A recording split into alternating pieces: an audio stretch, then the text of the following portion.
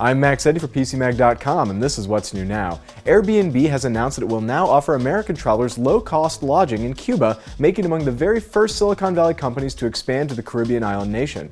Airbnb now boasts about 1,000 listings in Cuba, most of which are around Havana and for $30 per night. As someone trapped in the frozen wasteland of New York, the colonial streets and warm skies of Havana are now looking pretty good.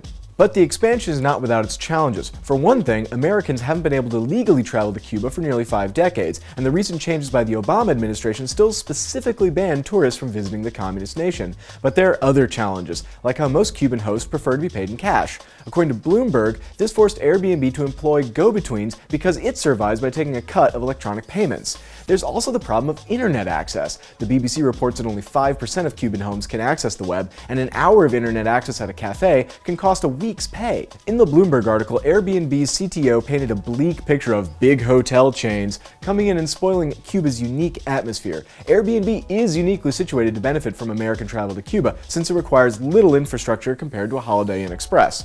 But the statement is a bit odd, considering that back in the US, Airbnb is seen in some areas as a scourge of gentrification, compressing already insane housing markets like New York City. It'll be interesting to see how the company is received in Cuba.